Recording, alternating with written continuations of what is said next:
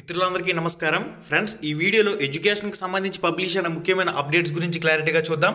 మనకి ప్రతి న్యూస్ పేపర్లో కూడా డిఎస్సికి సంబంధించి ఆర్టికల్స్ అనేవి పబ్లిష్ కావడం జరిగినాయి. మనకి మొదటి అప్డేట్ వచ్చేసరికి సాక్షి న్యూస్ పేపర్లో మెయిన్ ఎడిషన్లో పబ్లిష్ కావడం జరిగింది.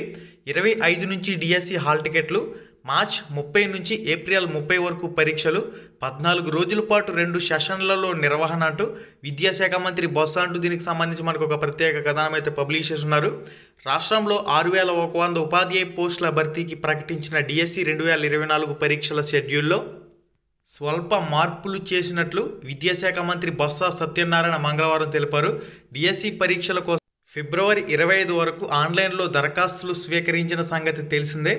తొలుత ప్రకటించిన షెడ్యూల్ ప్రకారం మార్చి 15 నుంచి డిఎస్సికి సంబంధించి పరీక్షలు నిర్వహించవలసి ఉండగా పలు కారణాలతో వాటిని ఈ నెల 30 నుంచి ఏప్రిల్ 30 వరకు నిర్వహించనున్నట్లు పేర్కొన్నారు. 14 రోజుల పాటు 2 సెషన్లలో పరీక్షలు ఉంటాయని అభ్యర్థులు ఈ మార్పులను గుర్తించాలని సూచించారు. సెకండరీ గ్రేడ్ టీచర్ ఎస్జిటికి సంబంధించిన అర్హతలను మార్చడం, టెట్ పరీక్షలకు డిఎస్సి పరీక్షలకు మధ్య తగిన గడువు ఇవ్వాలని హైకోర్టు ఆదేశాలు జారీ చేయడంతో హైకోర్టు చేత మొట్టికల్లించుకున్న ప్రభుత్వాధికారులు షెడ్యూల్లో మార్పులు అనివార్యమైనట్లు వివరించారు. ఇక్కడ సెంటర్ల ఎంపికకు సంబంధించి మార్చ్ 20వ తారీఖు నుంచి వెబ్ ఆప్షన్లకు సంబంధించిన అవకాశం అయితే ఇస్తారని మనకి క్లారిటీగా ఇన్ఫర్మేషన్ ఇది ఇచ్చారు. కాబట్టి మార్చ్ 20వ తారీఖున అఫీషియల్ వెబ్సైట్లో వెబ్ ఆప్షన్లకు సంబంధించిన అప్డేట్ అనేది మనకి ఇచ్చే అవకాశాలు అయితే ఉంటాయి. మార్చ్ 25వ తారీఖున హాల్ టికెట్స్ అనేవి డౌన్లోడ్ చేసుకునే అవకాశం అయితే కల్పిస్తారంటూ కూడా మనకి ఇన్ఫర్మేషన్లు ఇచ్చున్నారు. ఎన్నికల డిఎస్సి పోలింగ్ సమయంలో పరీక్షలు ఈ నెల 30 నుంచి ప్రారంభం అంటూ మనకి ఆంధ్రజ్యోతి న్యూస్ పేపర్లో మెయిన్ ఎడిషన్లో ఫ్రంట్ పేజీలో ఈ కథనం అయితే పబ్లిష్ కావడం జరిగింది. ఉపాధ్యాయ పోస్టుల భర్తీ చిత్తశుద్ధి లేదు, సకాలంలో అంతరాలు లేకుండా పరీక్షలు నిర్వహించే ఉద్దేశం కనిపించడం లేదు. నోటిఫికేషన్ ఇచ్చాం, అది పూర్తయితే అవుతుంది, లేదంటే నిరుద్యోగులు కర్మ అన్నట్టుగా జగన్ సర్కారు తీరు. ప్రచార హోరు మధ్యలో డిఎస్సి టీచర్ల భర్తీ ఇష్టం లేని ప్రభుత్వం, సాధ్యం కాని విధంగా షెడ్యూల్, పదే మార్పులతో విన్యాసాలంటూ కూడా దీనికి సంబంధించిన ఇన్ఫర్మేషన్లో పబ్లిష్ చేస్తున్నారు. ప్రభుత్వ తీరుపై అభ్యర్థుల ఆగ్రహం, 30 నుంచి డిఎస్సి పరీక్షలు, 14 రోజుల పాటు 2 సెషన్లలో పరీక్షలు ఇచ్చే విధంగా షెడ్యూల్ సవరణ అంటూ కూడా మనకి ఇన్ఫర్మేషన్లో పబ్లిష్ చేస్తున్నారు. డిఎస్సిని సక్రమంగా నిర్వహించే ఉద్దేశం ప్రభుత్వంకి ఉన్నట్లుగా కనిపించడం లేదు. దీనికి సంబంధించిన ముందుగానే అనేక మెలికలు పెట్టడమే ఇందుకు కారణం. మెలికలపై ఏర్పడిన న్యాయపరమైన చిక్కుల నుంచి తప్పించుకునే ప్రయత్నం చేస్తుంది. డిఎస్సిని పూర్తి చేస్తే అది ప్రభుత్వ క్రెడిట్, ఒకవేళ పూర్తి చేయకపోతే అది ప్రతిపక్షాల కుట్ర అన్నట్లు ప్రచారం చేసుకోవడానికి అధికార పార్టీ సిద్ధమైంది. తాజాగా డిఎస్సి షెడ్యూల్ మార్పులు చేస్తూ షెడ్యూల్ని జారీ చేసింది. టీచర్ పోస్టుల భర్తీపై ప్రభుత్వానికి ఉన్న ప్రేమ ఎంతో ఇట్టే అర్థమవుతుంది. సరిగ్గా పోలింగ్ జరిగే సమయంలో పార్టీ ప్రచారాల్లో ఊదరగొట్టే సందర్భంలో ఈ నెల 30వ తారీఖు నుంచి ఏప్రిల్ 30 మధ్య డిఎస్సికి సంబంధించి పరీక్షలు నిర్వహిస్తామని పాఠశాల విద్యాశాఖ షెడ్యూల్ని ప్రకటించింది. విచిత్రం ఏంటంటే ఎన్నికల కోసం 10th అదేవిధంగా ఇంటర్ పరీక్షలను ముందుగా నిర్వహించి ఈ డిఎస్సి టీచర్ పోస్టుల భర్తీకి సంబంధించింది మాత్రం సరిగ్గా ఎన్నికల సమయంలో నిర్వహించడం, సిలబస్కి సంబంధించిన పీడిఎఫ్లు స్పష్టంగా ముందుగా ఒక 4 నెలల ముందు సిలబస్కి సంబంధించి పూర్తి క్లియరెన్స్ పీడిఎఫ్ ఇవ్వకపోవడం అభ్యర్థుల్ని ముప్పు తిప్పలకి గురి చేస్తుంది. కోర్టు ఆదేశాలతో మార్పులు, షెడ్యూల్ ప్రకారం మార్చి 9 వరకు టెట్ పరీక్షలు జరగాలి, కానీ 6వ తేదీతోనే ముగిశాయి. అలాగే మార్చి 15 నుంచి డిఎస్సికి సంబంధించిన పరీక్షలు ప్రారంభం కావాల్సి ఉండగా ముందిచ్చిన షెడ్యూల్ ప్రకారం చూస్తే టెట్ పరీక్షల ముగింపునకు డిఎస్సి పరీక్షల ప్రారంభానికి మధ్య 6 రోజులే వ్యవధి ఉంది. దీనిపై అభ్యర్థులు హైకోర్టును ఆశ్రయించగా దీనికోసం 4 వారాల గడువు ఇవ్వాలని హైకోర్టు ఆదేశించింది. అయితే కనీసం 4 వారాలని చెప్పినా అంతకంటే ఎక్కువ ఇచ్చే అవకాశం ఉంటుంది. కానీ ఎన్నికల్లో లబ్ధి పొందడమే లక్ష్యంగా డిఎస్సిని ప్రకటించిన వైసీపీ ప్రభుత్వం సరిగ్గా పోలింగ్ సమయంలో కొత్త షెడ్యూల్ని ప్రకటించింది. ఈ నెల 30 నుంచి ఏప్రిల్ 30 వరకు డిఎస్సికి సంబంధించిన పరీక్షలు జరుగుతాయని తాజా షెడ్యూల్లో తెలిపింది. దాదాపుగా అదే సమయంలో అసెంబ్లీ ఎన్నికలు, లోక్సభ పోలింగ్లు జరిగే అవకాశం ఉంటుంది. ఏప్రిల్ మాసం 3వ వారం నుంచి నెలాఖరులోగా పోలింగ్ జరిగే అవకాశం ఉన్నట్లు ప్రచారం జరుగుతుంది. అయితే సరిగ్గా అదే టైంలో డిఎస్సి పెడితే పరీక్షలు ఎలా రాస్తారు, ఆ సమయంలో పరీక్ష కేంద్రాలు చేరుకోవడానికి కూడా అనేక ఆంక్షలు ఉంటాయి. ఇవన్నీ సాధ్యమేనా అని అభ్యర్థులు ప్రశ్నిస్తున్న పరిస్థితి, ప్రభుత్వం ఇష్టారాజ్యంగా వ్యవహరిస్తున్న పరిస్థితి. మెలికలు పెట్టేది ఎవరంటూ కూడా మనకి ఇన్ఫర్మేషన్లో ఉంది. పోనీ ప్రభుత్వం అంతా సక్రమంగానే చేసిందని అభ్యర్థులు హైకోర్టుకు వెళ్లడం వల్లే షెడ్యూల్ మార్చవలసి వచ్చిందని భావిద్దామనుకున్న అందులో చిత్తశుద్ధి కనిపించడం లేదు. ఎందుకంటే నోటిఫికేషన్లోనే పాఠశాల విద్యాశాఖ మెలికలు పెట్టింది. ఎస్జిడి సెకండరీ గ్రేడ్ టీచర్ అభ్యర్థులకి బిఎడ్ అభ్యర్థులు అనర్హులుగా ప్రకటించిన వివాదం కావటానికి పాఠశాల విద్యాశాఖ పునాది వేసింది. దానిపై అభ్యర్థులు న్యాయస్థానానికి వెళ్తారని తెలిసి కూడా సుప్రీంకోర్టు తీర్పుకు విరుద్ధంగా బిఎడ్ అభ్యర్థులకి ఎస్జిడి అవకాశం ఇచ్చి ఇక్కడ బిఎడ్ అభ్యర్థుల నుంచి 750 రూపాయలు చొప్పున ఇటు టెట్కి ఇటు డిఎస్సికి కూడా కొన్ని కోట్ల రూపాయలు దండుకున్న పరిస్థితి. ఈ అమౌంట్ని కూడా అభ్యర్థులకి బ్యాక్ చేయాలని చెప్పేసి అభ్యర్థులు విజ్ఞప్తి చేస్తున్నప్పటికీ ఇప్పటి వరకు ఒక స్పష్టమైన స్టేట్మెంట్ విడుదల చేయని పరిస్థితి. బిఎడ్ అభ్యర్థులు ఎవరైతే పేపర్ 1 ఎస్జిడికి అప్లై చేశారో టెట్కి కానివ్వండి డిఎస్సికి కానివ్వండి ఆ అమౌంట్లన్నీ కూడా బ్యాక్ చేయవలసిన అవసరం ఉంది. సుప్రీంకోర్టు తీర్పుకు విరుద్ధంగా బిఎడ్ అభ్యర్థులకు ఎస్జిడి పోస్టులకు అర్హులని పేర్కొంది. దీంతో వెంటనే అభ్యర్థులు కోర్టుకు వెళ్లే నిర్ణయం తీసుకోవడంతో మార్చుకోవాల్సి వచ్చింది తీర్పు కారణంగా. ఇక గతంలో ఎప్పుడూ లేని విధంగా వారం రోజులు కూడా వ్యవధి లేకుండా వరుస టెట్ డిఎస్సీలు నిర్వహిస్తామని ప్రగల్భాలు పలికింది. టెట్ రాశాక కొంత సమయం ఇస్తే అభ్యర్థులు పరీక్షలకు సన్నద్ధమవుతారు, కానీ అవేం తమకు పట్టదన్నట్లుగా 6 రోజుల వ్యవధిలో డిఎస్సి పరీక్షల షెడ్యూల్ ఇచ్చింది. ఇప్పుడు ఆ షెడ్యూల్లో మార్పులు చేయక తప్పలేదంటూ కూడా మనకి ఇన్ఫర్మేషన్లో పబ్లిష్ చేస్తున్నారు. భర్తీ ఇష్టం లేదంటూ కూడా ఒక పాయింట్లో మెన్షన్ చేస్తున్నారు. జగన్ ప్రభుత్వం టీచర్ పోస్టుల భర్తీ చేసే విషయంలో తొలుత నుంచి ఆసక్తి చూపించడం లేదు. అప్రాంటిస్ విధానం అనే 2 సంవత్సరాల అప్రాంటిస్ విధానాన్ని తెచ్చారు. మళ్ళీ అప్రాంటిస్ విధానాన్ని పొడిగించాలనుకుంటే మరొక 2 సంవత్సరాలు పొడిగించుకోవచ్చు.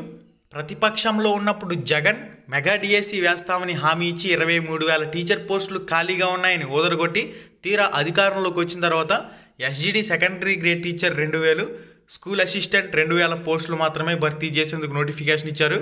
సిలబస్కి సంబంధించి అభ్యర్థులకి 6 నెలల ముందుగానే పూర్తి క్లియరెన్స్ ఇచ్చుంటే పరీక్షలకు ప్రతి ఒక్కరు కూడా సన్నద్ధమై ఉండేవారు. సిలబస్కి సంబంధించిన పీడిఎఫ్ని ఫిబ్రవరి 12వ తారీఖునిచ్చి కేవలం 40 రోజుల సమయం మాత్రమే ఇచ్చి అభ్యర్థుల్ని ముప్పు తిప్పలు పెడుతున్న పరిస్థితి. 30 నుంచి డిఎస్సి పరీక్షలు అంటూ దీనికి సంబంధించి స్పష్టంగా మనకి ఇన్ఫర్మేషన్లో పబ్లిష్ కావడం జరిగింది. డిఎస్సి పరీక్షల షెడ్యూల్ను ప్రభుత్వం సవరించింది.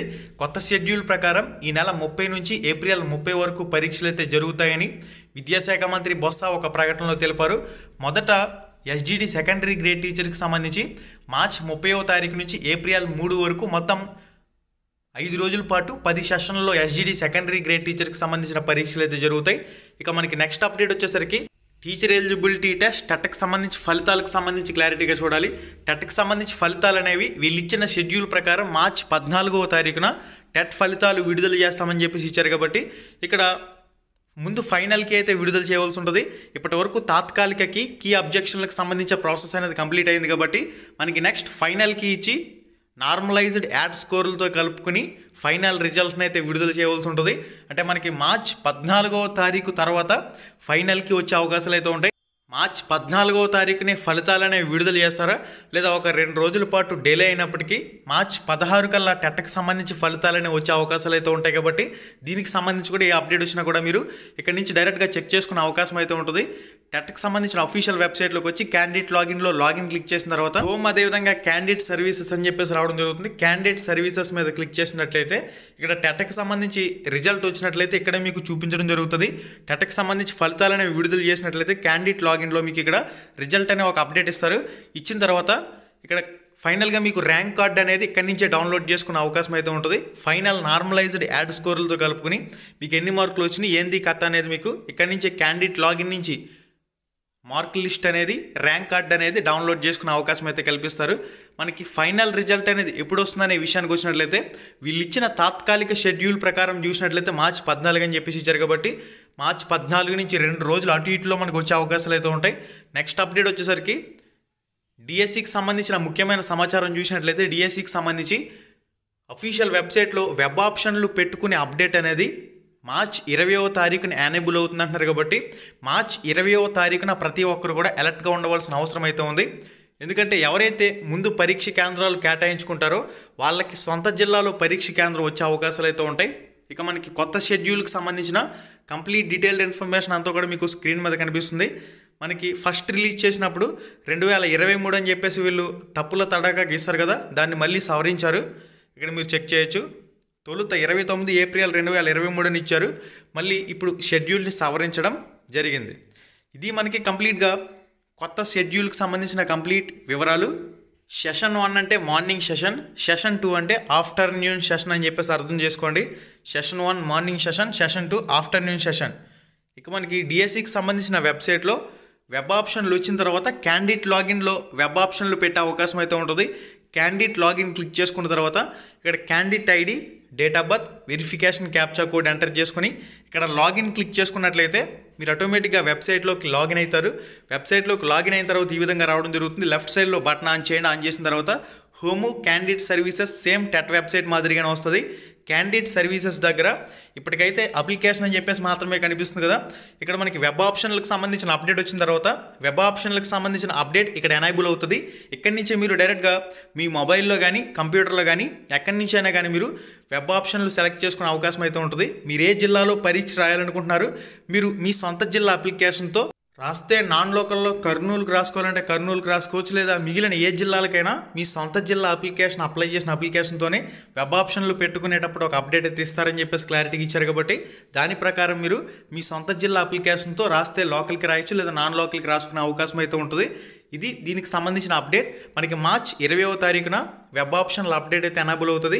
ఎనేబుల్ అయిన తర్వాత కంప్లీట్గా మీకు ఇన్ఫర్మేషన్ అయితే ప్రొవైడ్ చేయడం జరుగుతుంది. మన యూట్యూబ్ ఛానల్లో కూడా ఫ్రీ ఆన్లైన్ ఎగ్జామ్స్ అనేవి, అదేవిధంగా మాక్ టెస్ట్లు అనేవి, రికార్డెడ్ వీడియోస్ అనేవి, ఇంపార్టెంట్ బిట్స్కి సంబంధించి ప్రాక్టీస్ పరంగా ప్రతి సబ్జెక్ట్ని కూడా కవర్ చేసే విధంగా మన ఛానల్లో ఎప్పటికప్పుడు వీడియోస్ అనేవి అప్లోడ్ చేయడం జరుగుతుంది. ఆల్రెడీ అప్లోడ్ అయి ఉన్న వీడియోలన్నీ కూడా ఆల్రెడీ మన ఛానల్లోకి వెళ్ళి ఒకసారి వీడియోస్ సెషన్లో చెక్ చేసుకోండి. లైవ్ ఎగ్జామ్ అనే సెషన్ ఓపెన్ చేసుకుని ప్రీవియస్గా అప్లోడ్ అయి ఉన్న అన్ని వీడియోలను కూడా మీరు ఒకసారి ప్రాక్టీస్ చేసుకోండి, మీకైతే ఉపయోగపడుతుంది. www.ramramesheducation.in అని గూగుల్లో సెర్చ్ చేస్తే వెబ్సైట్ వస్తుంది. ఈ వెబ్సైట్ ఓపెన్ చేసుకుని డైలీ ఒక 5 టెస్టులు అనేవి పెట్టడం జరుగుతుంది. 5 టెస్టులు ప్రాక్టీస్ చేయండి. ఆల్రెడీ అప్లై అయి ఉన్న పెట్టున్న 650కి పైగా ఫ్రీ ఆన్లైన్ మాక్ టెస్టులు కూడా ప్రాక్టీస్ చేయండి. Thank you. మళ్ళీ వీడియోలో మళ్ళీ కలుసుకుందాం.